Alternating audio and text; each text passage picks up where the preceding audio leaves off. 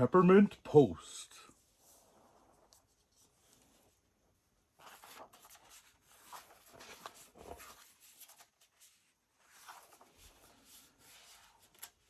You won't find the world's busiest post office in Mumbai, Manila, or even New York. But head due north and there it is, Peppermint Post.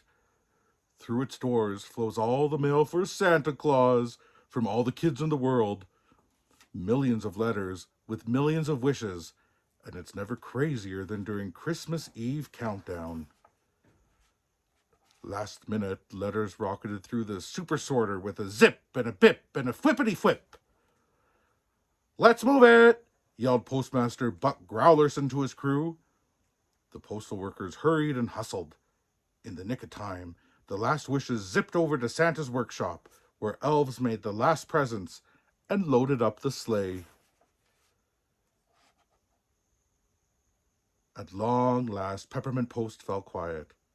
"All sorted, all sent?" asked Buck. "All sorted, all sent, sir," said his right-hand penguin, Fred. Buck beamed. Hot cocoa all around, and he lumbered over to his office. On the big bear's desk sat his own cup of cocoa, from Mrs. Claus herself. Time to put up his paws, relax, and... "Fred!" roared the postmaster. "A lost card!" The penguin goggled and gasped. "To the workshop!" he cried. "Too late," said Luli, elf-in-chief. "Never say never," cried Buck, "or this little girl won't get her wish, and that's unbearable." "But how?" "I'll take it to Santa myself," said the postmaster. "You make the gift, I'll find a ride." Easier said than done. The sleigh was gone, the snowmobile was on the fritz, and the North Pole was fresh out of jumbo jets. Aw, shucks, poor Buck. But way in the back, under a bunch of junk, they found Santa's backup sleigh. It was rusted and rickety, but it would have to do. "But who will pull it?" asked Buck. "All the reindeer are gone." Fred piped up. "It's our problem, so the postal workers will save the day." Off he waddled to collect the other penguins. Buck sighed. Penguins were birds, yes, but not the flappy flap kind of birds. Heck, they belonged at the South Pole, not the North. It took some doing, but Buck finally harnessed the penguins. Could his ragtag crew even get off the ground? Buck sent up a prayer. He hoped the spirit of Christmas would see them through. "On Fred and Sophie, on Sammy and Boo, we'll catch up with Santa if it's the last thing we do." And you know what? The sleigh began to lift.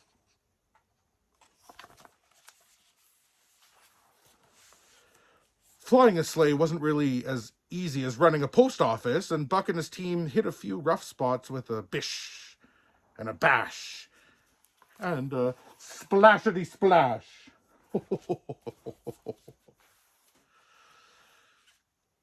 In desperation, Buck and his team took a scary shortcut. Meow. But no matter how hard they flew, Santa stayed ahead. The closer they came to the little girl's town, the more Buck fretted and fussed and wondered would they catch Santa before he passed her by.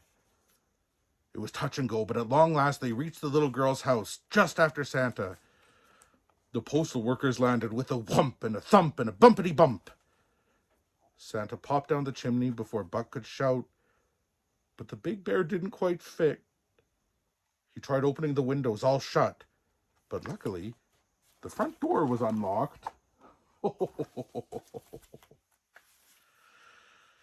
Buck sneaked up to Santa with a tink and a tonk and a binkety bonk.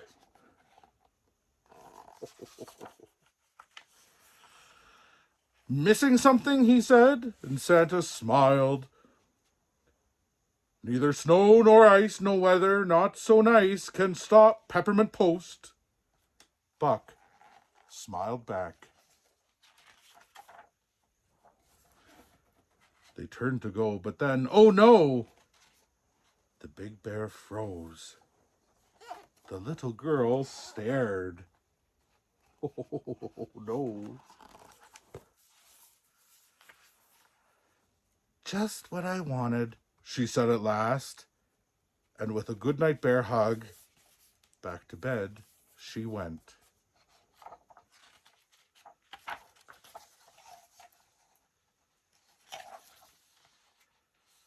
Merry Christmas to all, and to all a good night.